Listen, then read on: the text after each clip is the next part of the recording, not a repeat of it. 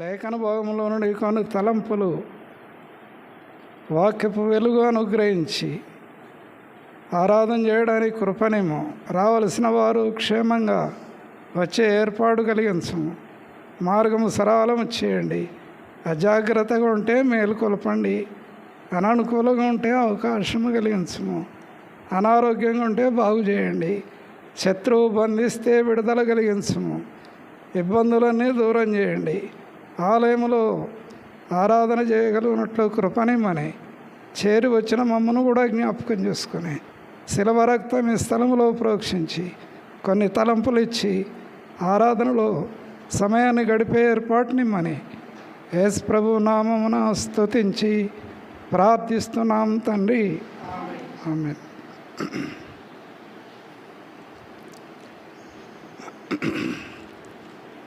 ఇరవై 27 కీర్తనలు. ఇది దావీదు కీర్తన. మొదటొచ్చిన చదవండి ఎవరైనా.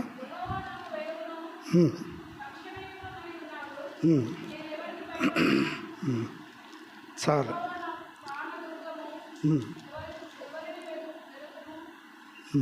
చాలు. యెహోవా నాకు వెలుగు, రెండవది రక్షణ అయి ఉన్నాడు అని అంటాడు అన్నమాట. యెహోవా నాకు వెలుగు, రెండవది రక్షణ. వెలుగు ఎప్పుడు అవసరం అనేది ఒక ప్రశ్న, రక్షణ ఎప్పుడు అవసరం అనేది రెండవ ప్రశ్న. తలంపు ఏంటంటే, దైవజనుడు మహారాజు దావీదు యెహోవా నాకు వెలుగును అని అంటాడనమాట. వెలుగు ఎప్పుడో అవసరం అంటే, చీకటి ఎప్పుడు ఆవరిస్తుందో అప్పుడు వెలుగు అవసరం అనేది దేవుని వాక్యం. 43 కీర్తనలు చూడండి ఒకసారి.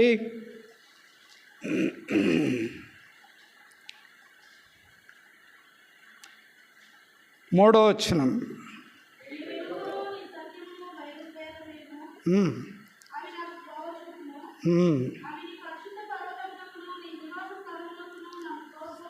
వెలుగు కావాలంటే వెలుగు ఎందుకు అవసరము అనేది ఆత్మీయమైన తలంపు. యెహోవా నాకు వెలుగు అని అంటాడు. సరే, మనకు లోకానికి ఇప్పుడు వెలుగు ఎవరు కనపడతారంటే సూర్యుడు కనపడతాడు వెలుగు. మనకు మన ప్రభువు వెలుగు. కాబట్టి నీ వెలుగు నీ సత్యము బయలుదేరజేయము, అవి నాకు త్రోవ చూపిస్తాయి అని అంటాడు. వెలుగు ఎప్పుడంటే చీకటి ఉన్నప్పుడు వెలుగు అవసరం. సత్యం ఎప్పుడంటే అసత్యములో నడిచే వ్యక్తికి సత్యం అవసరం. కాబట్టి దేవుడు నా వెలుగు అని అన్నాడు అన్నమాట. చీకటి లోకంలో ఉన్నాం మనం, వెలుగు అవసరం. వెలుగు మంచిది అనేది దేవుని వాక్యం. ఎవరా వెలుగు అనేది, ఆత్మీయమైన వెలుగు ఎవరు అనేది ఒకటి ప్రశ్న వేసుకుంటే, యోహాను సువార్త 1వ అధ్యాయం.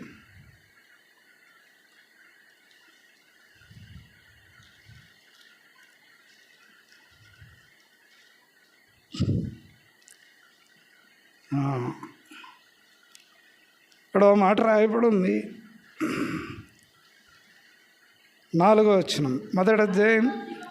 ఆయనలో జీవముండెను, ఆ జీవము మనుషులకు వెలుగై ఉండెను అని మాట రాయబడి ఉంది. ఆయనలో జీవం ఉంది, ఆ జీవము మనుషులకు వెలుగై ఉంది. ఇంకో పదం కూడా చేర్చబడింది.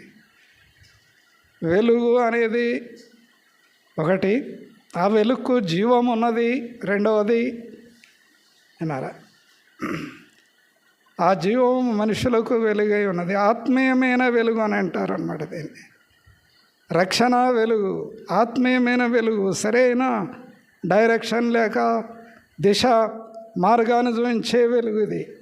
సరైన ఆత్మీయమైన మార్గంలో నడవడానికి ఒక వ్యక్తికి డైరెక్షన్ ఇస్తుంది దేవుని వాక్యం. దిశ, ఒక దిక్కు అనేది చూపిస్తుంది అన్నమాట. దావీదు అదే కోరాడు. 27 కీర్తనలు.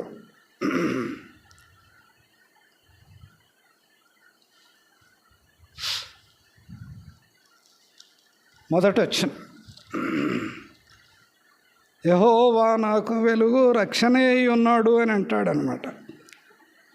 యెహోవా నాకు వెలుగు రక్షణే అయి ఉన్నాడు అన్నాడు. కొరవ కుమారులు అడిగారు, నీ వెలుగు నీ సత్యము బయలుదేరజేయమో అది నాకు త్రోవ చూపిస్తుందని వాళ్ళు ప్రభు సన్నిధిలో కోరాడు.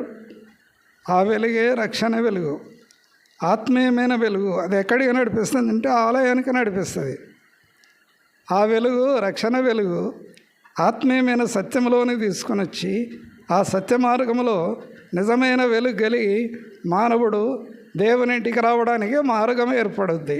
ఇదే ఉపోద్ఘాతం అన్నారా. ఒక వ్యక్తి ఆలయమునకు రాలేకపోయాడంటే ఏదో చీకటి ఆవరించింది, సమస్య ఏర్పడింది. అది అర్థమైందా? 27 కీర్తనలు. ఒక సమస్య ఏర్పడింది. కారణం ఏంటి? కింద ఎన్నో విషయాలు వ్రాశాడు.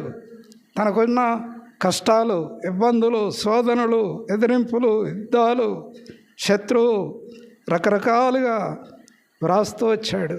కానీ ఆరంభంలోనే చెప్పాడు, దేవుడే నా వెలుగు. ఎన్ని శ్రమలన్నా రాని దేవుని మార్గాన్ని విడవను. యెహోవా నా ప్రాణదుర్గం, నేను ఎవరికి వెరతును అని అంటాడు. ఎవరికండి భయపడేది? యెహోవా నా ప్రాణదుర్గం, నేను ఎవరికి వెరతును అంటాడు అనమాట. ప్రాణదుర్గం, ప్రాణానికంటే విలువైంది ఏదీ లేదు. ప్రాణ విమోచన క్రయధనం చాలా గొప్పది. కాబట్టి మనిషికి వచ్చే కష్టాలు, ఇబ్బందులు, శోధనలు ఇవన్నీ కూడా ప్రాణానికి భయం కలిగిస్తాయి. యెహోవా నా ప్రాణదుర్గం, యెహోవా నా వెలుగు, యెహోవా నా రక్షణ, అలాంటి పదాలు ఇందులో మెన్షన్ చేస్తాడు. కానీ తనకు వచ్చిన కష్టాలు ఎలాంటివి? 2వ వచనం, నా శరీరము తినుటకై, శరీరాన్ని తినివేస్తారట దుష్టులు. నా శరీర మాంసమును తినుటకై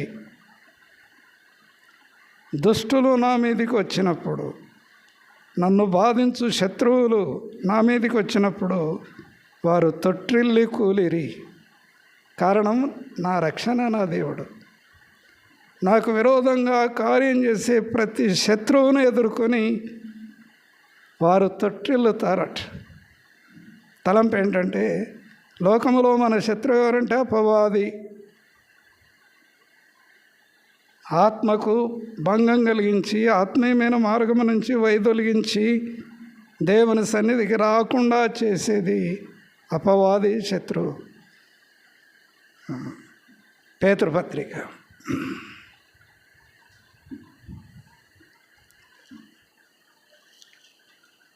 5వ అధ్యాయం, 1 పేతురు 5వ అధ్యాయం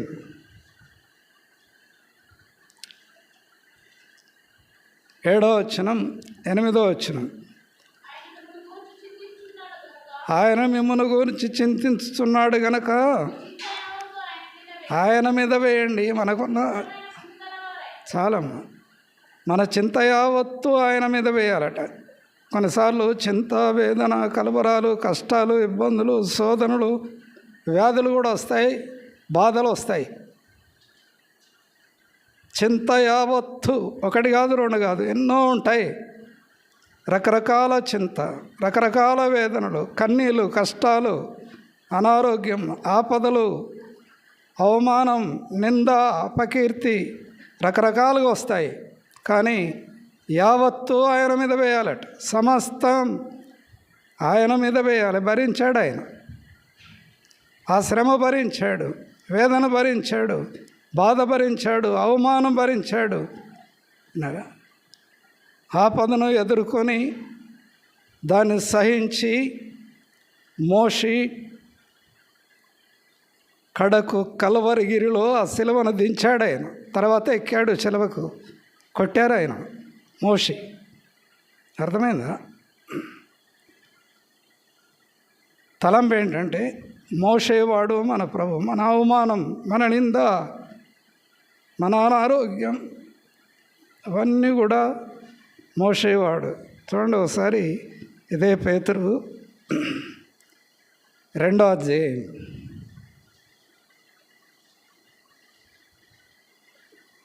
ఇదే పత్రిక 2వ అధ్యాయం 24వ వచనమండి. మనము పాపముల విషయమై చనిపోయి నీతి విషయమై జీవించినట్లు తానే తన శరీరమందు మన పాపములను మ్రాను మీద మోసుకొనెను. ఆయన పొందిన గాయముల చేత అదండి మనకు రావలసిన స్వస్థత అక్కడ ఉంది. ఆయన మోసాడు, భరించాడు అవమానాలండి. 23వ వచనం, ఆయన దూషింపబడి బదులు దూషింపలేదు. ఆయనను దూషించారు కానీ బదులు దూషించలే. శ్రమ పెట్టబడి బెదిరింపక న్యాయముగా తీర్పు తీర్చు దేవునికి తను తాను అప్పగించుకున్నాడు. మోసాడు శిలువ భారం. దావీదు అందుకే అంటాడు, యెహోవా నాకు వెలుగు, నా రక్షణ, నేను ఎవరికి భయపడాలి. రక్షణ అని ప్రతి పదం దగ్గర ప్రభు ఉంటాడనమాట బైబిల్లో. రక్షణ అనే ప్రతి పదం దగ్గర యేసు ప్రభుకు చెందిన వర్తమానం అది. రక్షణ యెహోవా అధీనం. రక్షణ ఇచ్చువాడైన రక్షకుడుగా లోకానికి వచ్చాడు. రక్షణ ఇవ్వడానికి సిలువలో బలైపోయాడు. కాబట్టి దావీదు కాన్ఫిడెన్స్, నమ్మకం, స్థిర విశ్వాసం కలిగింది. నా దేవుడు నాకు రక్షణ, నా దేవుడు నాకు వెలుగు, నా దేవుడు నాకు ఆశ్రయం. 27 కీర్తనలు, నన్ను బాధించు శత్రువులు నా మీదికి వచ్చినప్పుడు అని రాస్తాడు. ఆయన మీదికి శత్రువులు వచ్చారట, బాధించారట. వారే తొట్టిల్లే కూలిరి. అట్లా చేస్తాడు మన ప్రభు. కొన్నిసార్లు శత్రువు మన మీదకి వచ్చినప్పుడు అలాగూ కొన్నిసార్లు భయం అయింది, వేదన కలుగుద్ది, బాధ కలుగుద్ది. కానీ చివరకు అపజయం వాళ్ళకే. విన్నారా? ఇవన్నీ కూడా ఉపోద్ఘాతం, తర్వాత చెప్తాను. మిగతా విషయం సబ్జెక్టులోనికి వస్తాను. 3వ వచనం, నాతో యుద్ధము చేయుటకు దండు దిగినను నా హృదయము ఎందుకో అంత హృదయ దిట్టరుడు ఆయన. సింహము గుండె వంటి గుండె గలవాడు. హృదయం అనగా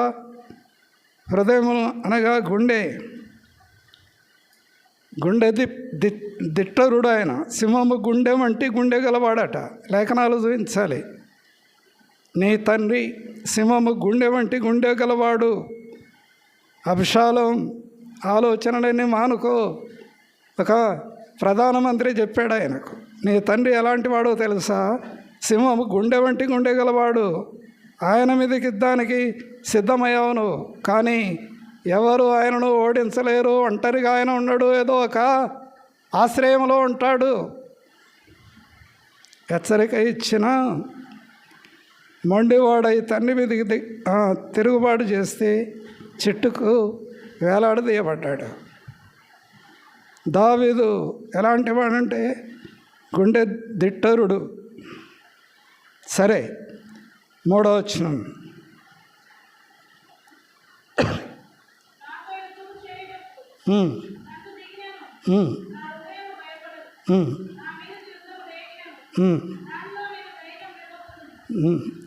ఎందుకు అలాంటి ధైర్యం? అలాంటి ధైర్యం ఎలా వచ్చిందంటే ప్రభువును బట్టి ధైర్యం వచ్చింది. హెబ్రీయులకు రాసిన పత్రిక 13.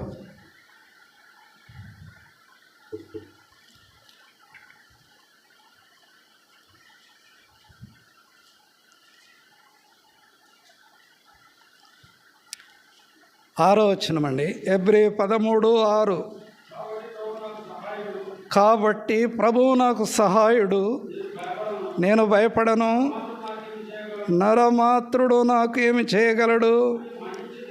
మంచి ధైర్యముతో చెప్పగలవారమై ఉన్నాము. ఎలా వచ్చింది ధైర్యం? ఎక్కడి నుంచి వచ్చింది సహాయం? ఎక్కడి నుంచి వచ్చింది? నేను భయపడను అని ఆ స్థాయి ఎలా వచ్చింది? చెప్పగలవారమై ఉన్నాం. ఎందుకు అలాంటి స్థాయికి రాగలిగాం మనం అని అంటే మన ప్రభువును బట్టి, మన దేవుని బట్టి, మనకు కలిగిన రక్షణ, మనకు కలిగిన ఆత్మీయమైన కాపుదల చాలా గొప్పది. అందుకే ఇక్కడ 27 కీర్తనలో దావీదు ఇదే అంటాడు అనమాట.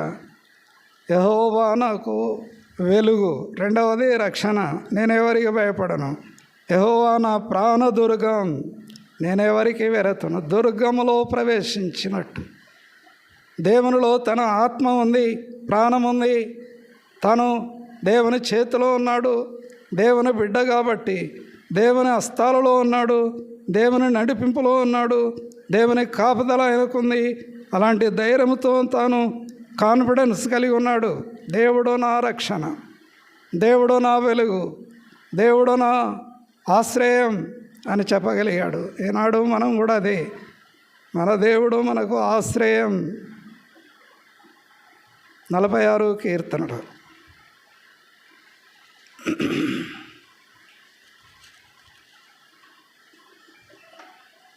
ఇది కొరవు కుమారుల కీర్తన, మొదటి వచనం. వాళ్ళు కూడా ఇలాంటి కాన్ఫిడెన్స్ కలిగి ఉన్నారు. దేవుని కలిగిన ప్రతి వ్యక్తి కూడా ఈ మాటే చెప్తాడు. దేవుడు ఇక్కడ బహువచనం, అక్కడ ఏకవచనం.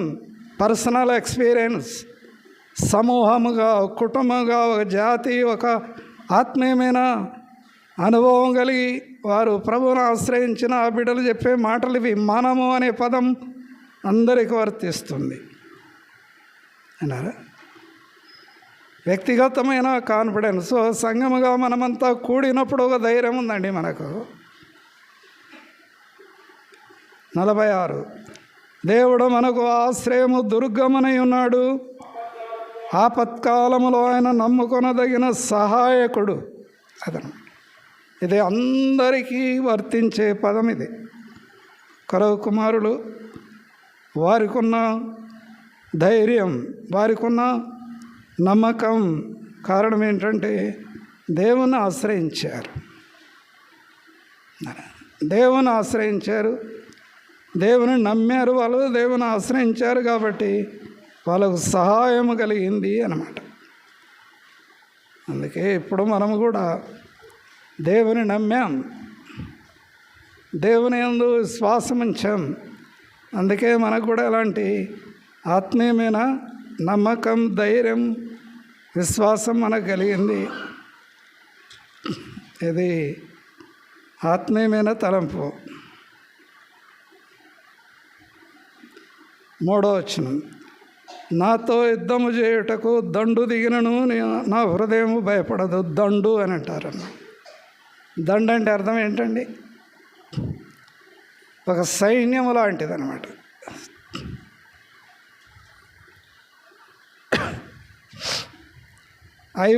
హైవేని ఏమంటారు ఇంగ్లీష్లో? హైవే అన్నారు. మనకు ఏమన్నారు? హైవే అన్నారు. దాన్ని తెలుగులో ఏమంటారు చెప్పండి? అచ్చమైన భాషలో చెప్పండి, తెలంగాణ భాష. హైవే, రహదారి లేక దండుబాట. అచ్చమైన భాష దండుబాట. తలంపు ఏంటంటే ఒక దండు వెళ్తున్నప్పుడు బాట ఏర్పడుతుంది. సైన్యం వెళ్తున్నప్పుడు సైన్యం ఎక్కడి నుంచి వెళ్ళినా అక్కడ దారి ఏర్పడుతుంది. తలంపు ఏంటంటే దేవుడు మనకు ఆశ్రయము, దుర్గం, మన సహాయుడు, మన కొరకు గొప్ప క్రయము చెల్లించినవాడు, మన విషయమై తానే మన మీదకి రావలసిన శిక్ష భరించాడు. ఎదురాడే శత్రువును ఎదుర్కొని ఓడించి విన్నారా, ఇంకెన్నడూ కనబడకుండా వాని యొక్క శక్తిని నిర్మూలన చేసి నిరాయుధునికి చేసి వేడుక కనుపరిచాడు బాహాటముగా.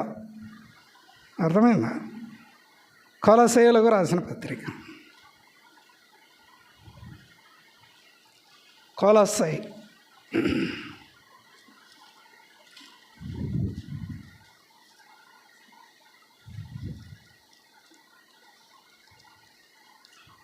రెండో అధ్యాయం 13 నుంచి 15 వచనాలు. మనకు తెలిసిన వాక్యం, చాలాసార్లు ఈ వచనాన్ని ఆరాధన మిగతా సమయాల్లో చదువుతూ వచ్చాం.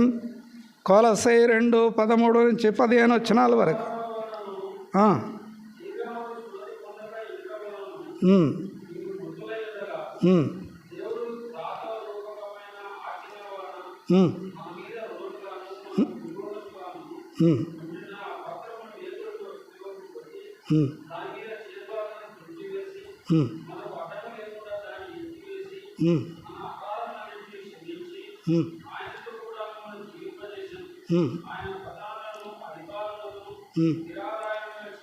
చాలా ఒక్క జీవింపజేశాడు. ఇదే మనకు కలిగిన రక్షణ. మనలో క్షమించాడు, మనకు రావలసిన శిక్షను భరించాడు, పాపపత్రాన్ని మేకులకు కొట్టాడు. ఇప్పుడు ఏం చేశాడంటే ప్రధానులను అధికారులను నిరాయుధులుగా చేశాడట. వారి ఆయుధాలన్నింటినీ పక్కన పెట్టి ప్రభువును స్తుతించే స్థాయికి తెచ్చాడు ప్రభుత్వాన్ని. ప్రభుత్వం ఆయన పాదాల కింద ఉంది. మైనారిటీ కావచ్చు, మెజారిటీ అక్కడ ఉంది పరలోకములో. ప్రభు పాదాల కింద సమస్తం ఉన్నాయి. పౌలు వస్తాడు, క్రీస్తు పాదముల కింద ఉంచాడు ప్రభుత్వాన్ని. శిలవ చేత జయోత్సవముతో వారిని పట్టి తెచ్చి బాహాటముగా వేడుక కనుపరిచాడు. బాహాటముగా వేడుక కనుపరిచాడు. శిలువను సహించాడు, మరణాన్ని ఓడించాడు, మృత్యుంజయుడయ్యాడు, సమస్తానికి ఆధారభూతుడై సింహాసన ఆసీనుడై ప్రభుత్వం ఆయుధాలని కూడా ఆయన పాదాల కిందకు వచ్చినాయి. పౌలు వస్తాడు ఎఫెసీయులకు రాసిన పత్రికలో అన్నారా. ఆ సంఘము తన శరీరముగా చేసుకొని సంఘానికి శిరస్సుగా ఉండి సంఘం ఆయన ఆధీనంలో ఉండి ఆరాధన చేయాలి. ప్రభువా ఒకప్పుడు శత్రువు భయం యుద్ధ రూపంలో వచ్చాడు, ఆయుధ రూపంలో వచ్చాడు, అవమానం తెచ్చాడు, అపకీర్తి, కన్నీళ్ళు, దుఃఖము, వేదన, చింత, బాధ, ఒంటరితనం, నిరాశ, నిస్పృహ. ఒక్కొక్కరిని దర్శించినప్పుడు ఇలాంటి వాతావరణంలో ప్రజలు ఉన్నట్టు అర్థమైద్దండి. కానీ ఏదో ఒక్కడి ప్రభు ద్వారం తెరిస్తే మనసు తెప్పరిల్లుద్ది.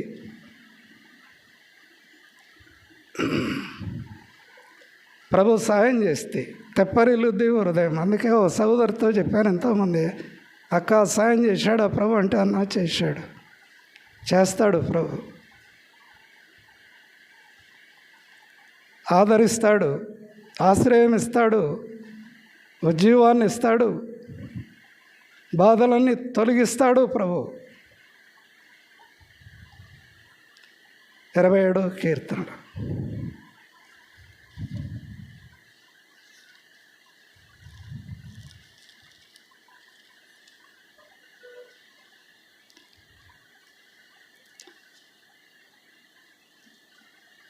నాలుగో వచనం. యెహోవా యొద్ద ఒక వరం అడిగితిని, దానిని నేను వెతుకుచున్నాను. యెహోవా ప్రసన్నత చూచుటకు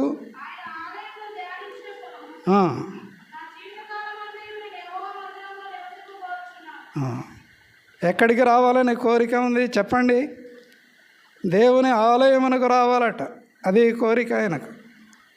ఇదే ఆయన అడిగిన వరం. అయ్యా, నా ఆయుస్ పొడిగించు, ఆరోగ్యమనిచ్చి, శత్రువు భయం నుంచి నన్ను కాపాడి, యుద్ధ భయం నుంచి నన్ను ఆదుకొని, నా మీదకి లేచిన శత్రువులను కూల దురోసి నీ సన్నిధి భాగ్యము నాకు ఇచ్చావు.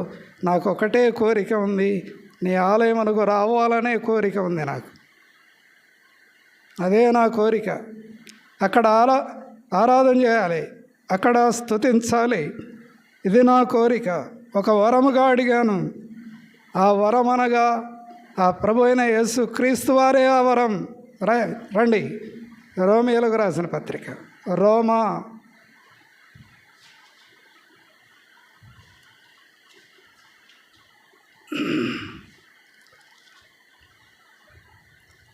6వ అధ్యాయం, రోమీయులకు రాసిన పత్రిక 6వ అధ్యాయం 23వ వచనం. ఏలయనగా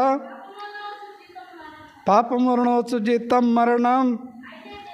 అయితే అనే పదము రెండింటి మధ్యన అయితే అనే పదము ఒకటి పెట్టాడు ఇక్కడ. పాపములను వచ్చే జీతం మరణం. నిజముగా దేవుడు పాపాలు కనిపెట్టి దానికి రావలసిన శిక్ష ఇస్తే మరణం.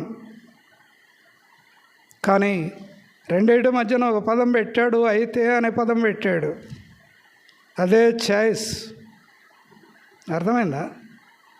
దేవుని కృపావరం మన ప్రభు అయిన యేసు క్రీస్తునందు నిత్య జీవం. ఒక వరం అడిగాడు, కృపావరం అడిగాడు.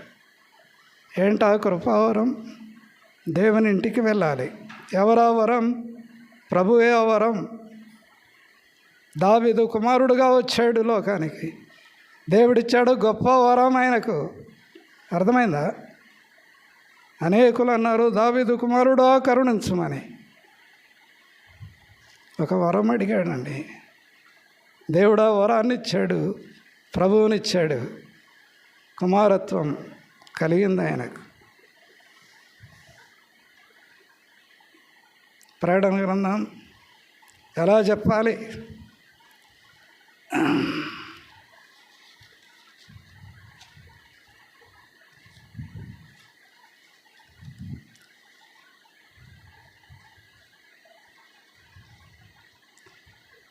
దావీదు వేరు చిగురు 22:16. ప్రకటన 22:16.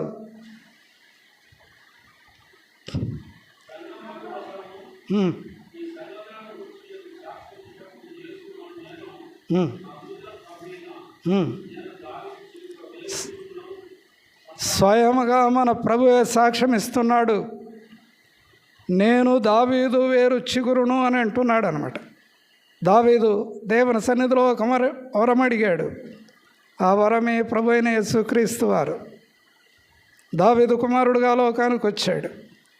వరపుత్రుడు అనే పేరు పెట్టుకుంటారు కొంతమంది. పిల్లలు పుడితే వరపుత్రుడండి అని అంటారు. తలంపు ఏంటంటే, నీకు నాకు ఇచ్చింది ఏంటంటే రక్షణ వరం. మన ప్రభువే, ఆయన ద్వారా కలిగింది మనకు రక్షణ. ఆయన దావీదు కుమారుడుగా భూలోకానికి వచ్చాడు. దేవుని కుమారుడుగా శిలువలో సాతానును ఓడించాడు. భూలోకములో దావీదు కుమారుడు, అందుకే ఆయనను సిలువ వేశారు. దేవుని కుమారుడు అయ్యాడు, తిరిగి లేచాడు, శత్రువును ఓడించాడు. ఆత్మీయమైన తలంపది. తగ్గించుకున్నాడు, శరీరధారిగా వచ్చాడు. దావీదు కుమారుడుగా భూలోకంలో జన్మించాడు. తగ్గించుకొని సిలువకు వెళ్ళేటప్పుడు ఎవరిని మీరు వెతికేది? నజరేయుడైన యేసుని నేనే, పట్టుకోండి. అప్పగించుకున్నాడు, విధేయుడయ్యాడు. సిలువ మరణం పొందేంత వరకు విధేయుడయ్యాడు. కానీ సిలువకు వెళ్ళి దేవుని కుమారుడుగా సాతానును ఓడించాడు, మరణాన్ని జయించాడు. రోమా రాసిన పత్రికలో కనబడుతుంది అది. నీకు నాకు ఇచ్చిన వరం ఏంటి? ఎందుకు ఆరాధన చేయాలి? 27.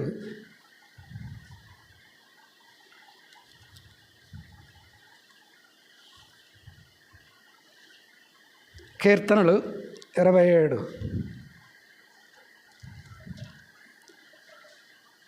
4వ వచనం. యెహోవా యొద్ద ఒక వరం అడిగితిని, దానిని నేను వెతుకుతున్నాను. ఎక్కడ దొరుకుద్ది వరం అండి? దేవుని ఆలయంలో దొరుకుద్ది ఒక వరం. మరా యెహోవా యొద్ద ఒక వరం అడిగాను. అన్నా కూడా దేవుని ఆలయమునకు వచ్చి అడిగింది, కుమారుడు పొందింది. ఇశ్రాయేలులో మొదటి ప్రవక్త దావీదును అభిషేకించగలిగిన గొప్ప దైవజనుడయ్యాడు. ఎట్టాటి చెప్పనసఖ్యమైన వరమది దేవుడిచ్చేది. దేవుడిస్తాడండి వరాలు. దావీదు ఎన్ని కష్టాలు వచ్చినా, ఇబ్బందులు వచ్చినా, యుద్ధము, శత్రువులు చుట్టుముట్టినా తాను దేవుని యందు విశ్వాసం ఉంచి దేవుని సన్నిధి భాగ్యాన్ని వెతికి తాను కోరిక కోరుకొని దేవుని ఆలయంలో ఉండి ఎల్లప్పుడూ ఆయనను ఆరాధన చేయాలనే తలంపు ఆయన అంతరంగంలో ఉంది. కాబట్టి దేవుడు ఆయన కోరిక మేరకు దేవుడు భూలోకానికి మానవుడుగా ఆయన వంశావళిలో రావడానికి కృప కలిగి లోకంలో సాక్షి అయ్యాడు. ఈనాడు మనం ఎందుకు ఆరాధన చేయాలి? మనం ఎందుకు దేవుని స్తుతించాలి? ఆ రక్షకుడే మనకు రక్షకుడయ్యాడు. రెండవది తండ్రి అయ్యాడు, ఆదరించేవాడయ్యాడు అనిపిస్తుంది కొన్నిసార్లు. నా పిల్లలు నా దగ్గర ఉంటారు, ఆదరణ అక్కడనే.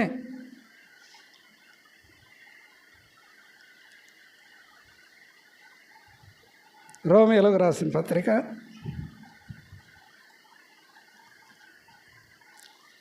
8వ అధ్యాయం, రోమా 8:15 వచనం. రోమా 8:15. ఏలయనగా మరలా 8:15 రోమీయులకు రాసిన పత్రిక 8:15.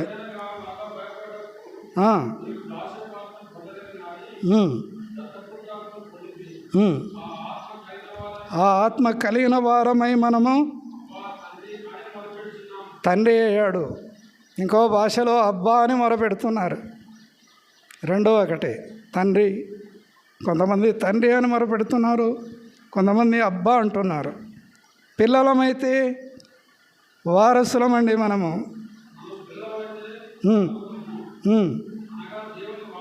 దేవుని వారసులమండి. ఇప్పుడు క్రీస్తు వలన కలిగింది వారసత్వం మనకు. కాబట్టి తలంపు ఏంటంటే దేవుడు మనకు ఆశ్రయం, దుర్గం. ఆ ప్రభు లోకానికి వచ్చాడు. కృపావరం ఆయనే మనకు. రక్షణ వరం ఇచ్చాడు మనకు. మనం అడిగింది రక్షణ వరం మనకు కలిగింది. ఇంత గొప్ప రక్షణ, చాలా ఆత్మీయమైన తలంపు, ఇంత గొప్ప రక్షణ నాకు కలిగి నేటి వరకు పర్ణశాలలో దాచబడి దాగి ఉండి ఆరాధన చేయడానికి ఇక్కడికి వచ్చాను. ఇది సబ్జెక్టు. 27 కీర్తనలు.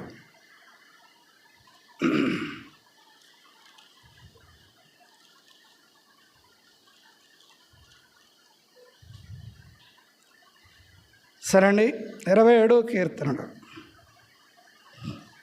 5వ వచనం అండి. 5వ వచనం.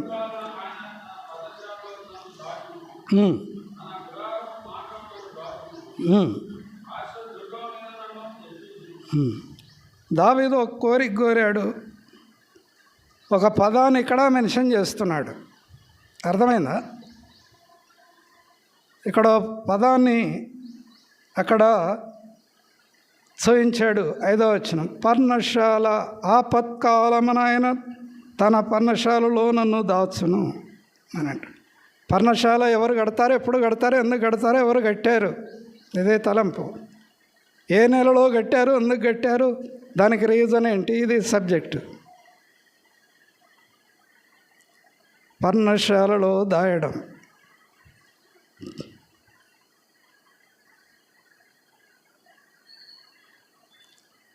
ఆపత్కాలములో తన పర్ణశాలలో నన్ను దాచును. ఇశ్రాయేలులు పర్ణశాల ఎందుకు కట్టారు? ఐగుప్తు నుండి బయటకు వచ్చి అరణ్యములో ఉండి పర్ణశాలలు కట్టుకొని ప్రభువును స్తుతించారు. అయ్యా, ఐగుప్తు నుంచి బయటకు తెచ్చావు, అద్భుతంగా ఎర్ర సముద్రాన్ని దాటించావు, బానిసత్వం నుంచి బయటికి తెచ్చావు. మృత సముద్రం మరణంలో నుండి జీవంలోని దాటించినట్టు దాటించావు. హాయిగా చెట్ల కొమ్మలు తెచ్చి పందిర్లు వేసి పర్ణశాలలు కట్టుకొని పర్ణశాలల కింద చల్లగా కూర్చొని పండుగ వాతావరణం వచ్చి ఆరాధన చేశారు. అదే 7వ నెలలో చేశారు వాళ్ళు పండుగ. ఆ సంగతి అలా ఉంచండి. రెండవసారి యోహాను సువార్త 7వ అధ్యాయం.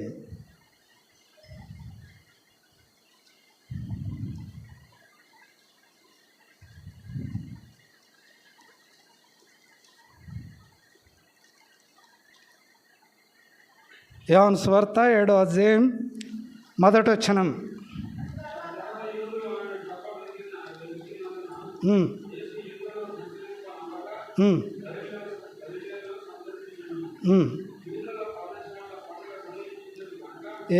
ఏమొచ్చింది సమీపంగా? ఎవరి పండుగ అది? యూదుల పండుగ. యూదుల పండుగ, పర్ణశాలల పండుగ సమీపించిందట. సహోదరులందరూ కూడా ఆ పండుగకు వెళ్ళారు. ఆ పండుగలు ఆనందించి 7 రోజులు గడిపి 7వ నెలలో గడిపి ఆత్మీయంగా సహోదరులందరూ యెరూషలేమునకు వెళ్ళి ఆనందించడానికి వెళ్తుంటే ఆయనను కూడా రమ్మన్నారు. నువ్వు కూడా రా యెరూషలేమునకు. పండుగ వాతావరణం, ప్రజలు కూడా ఎంజాయ్ చేస్తున్నారు. ఇది పండుగ, నువ్వు కూడా రమ్మంటే ప్రభు అన్నాడు, నా సమయం ఇంకా రాలేదు, మీరు వెళ్ళండి, తర్వాత వస్తానన్నాడు. ఆ పండుగ మహాదినంలో ఒక మాట చెప్పాడు. ఆ సంగతి అలా ఉంచండి. తలంపు ఏంటంటే దేవుడు మన కొరకు రక్షణ ఇవ్వడానికి పరలోకం నుంచి భూలోకానికి వచ్చాడు. భూమి మీద మనకు రావాల్సిన శిక్ష భరించాడు. ఆత్మీయంగా 7వ అధ్యాయం గురించి కొంచెం వివరణ ఏం చెప్తుందంటే, దేవుని వాక్యం శత్రువు బలమైన వాడు. అలాంటి బలమైన శత్రువును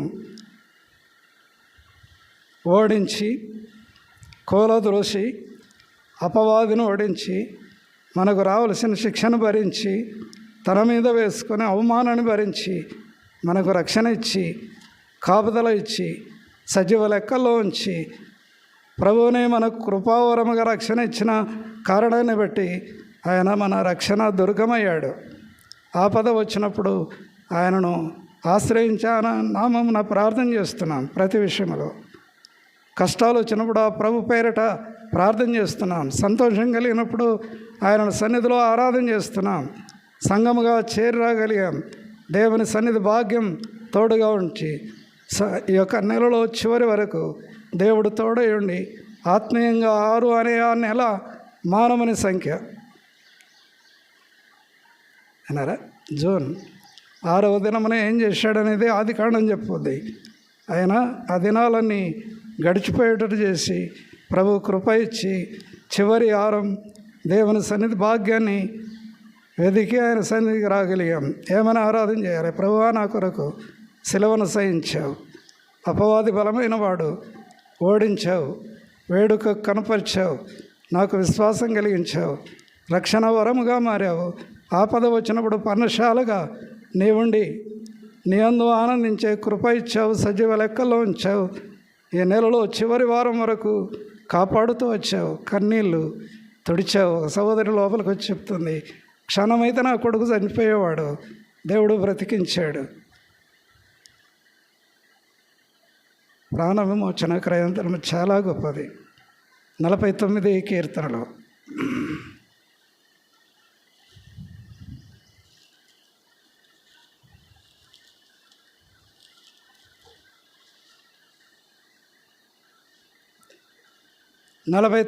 కీర్తనలు 9వ వచనం.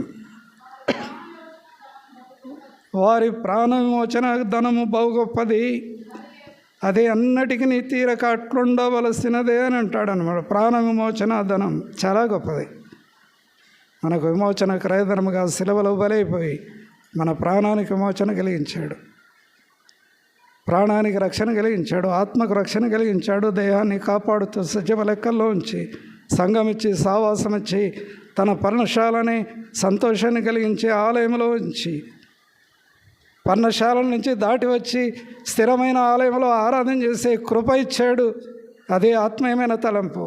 అడుగడుగున స్టెప్ బై స్టెప్ ఏ రీతిగా దేవుడు సంఘాన్ని ఆరంభించి కాపాడి భద్రపరిచి రకరకాలుగా స్టెప్ బై స్టెప్ ఈ స్థాయికి తెచ్చి ఈనాడు సజీవ లెక్కల్లో ఉంచి కృప ఇచ్చిన దేవుణ్ణి ఎంత ఆరాధన చేసినా తక్కువ వారం. ప్రభు కృపామయుడు. కొన్ని నిమిషాలు వాక్య వెలుగులో ఆరాధన చేస్తే నా దేవుని ఆరాధన చేస్తాను, నా దేవుని స్తుతిస్తాను దావీదన్నాడు. కాబట్టి ఆలయంలో రావాలి, ఆరాధన చేయాలి. ఇది నా కోరిక, అదే నా ఆశ, అదే నేను అడిగిన వరం. ఒక్కసారి అవకాశం ఈ ప్రభుని అడిగి దేవుని ఆలయానికి వచ్చి ఆరాధన చేస్తుంటే, ఆయన ఆరాధన చేస్తుంటే ఆయనకు ఒక పేరుంది, మధుర గాయకుడు. ఇశ్రాయేలు స్తోత్రం మీద ఆసీనుడైన దేవుని మధుర గానము ద్వారా దేవుని ఆరాధన చేయగలిగిన గొప్ప దైవజనుడు, పేరు ప్రఖ్యాతులు కలిగిన కృపావరము కలిగిన మహారాజు దావీదు. ఆయనే దేవుని ఆలయంలో ఆరాధన చేస్తుంటే ప్రజలకు ఆశ్చర్యమైంది. అంత గొప్ప రాజు సింహాసనాన్ని పక్కన పెట్టి, సైన్యాన్ని పక్కన పెట్టి, ఏలుబడిని పక్కన పెట్టి దేవుని ఇంటికి వచ్చి ఆరాధన చేయాలనే కోరిక ఆయనకు కలిగింది. ప్రజలు కూడా అక్కడికే నడిపించాడు. 122 కీర్తనల ముగింపు రండి ఒకసారి.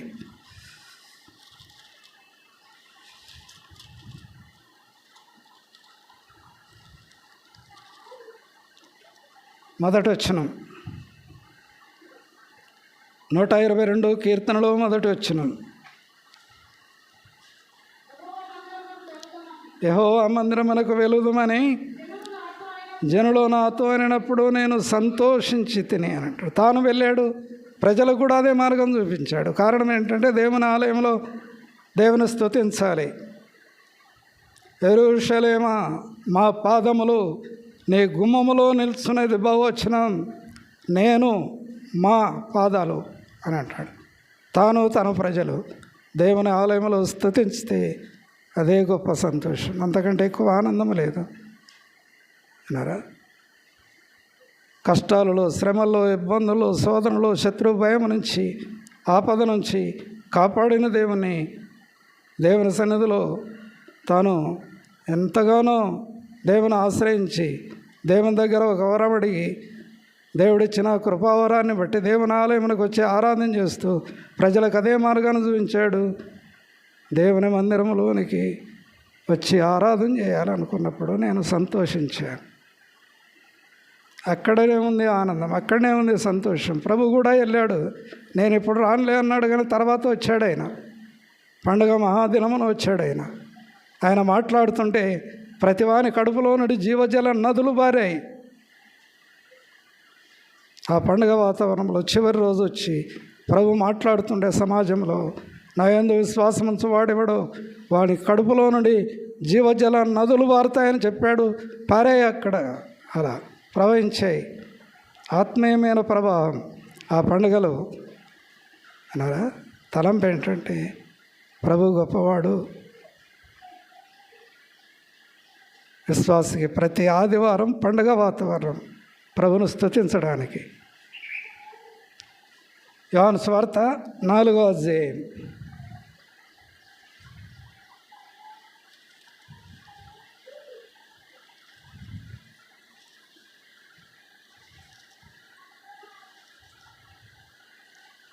ఇరవై 23వ వచనం. Mm.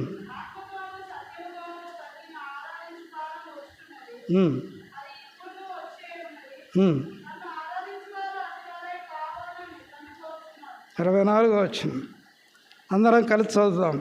దేవుడు ఆత్మ గనక ఆయనను ఆరాధించువారు ఆత్మతోనూ సత్యముతోనూ తండ్రిని ఆరాధింపవలనను ఇది ఆజ్ఞ.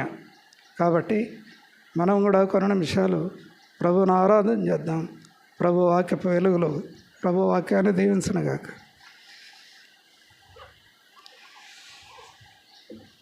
పిల్లలు, చిన్న పిల్లలు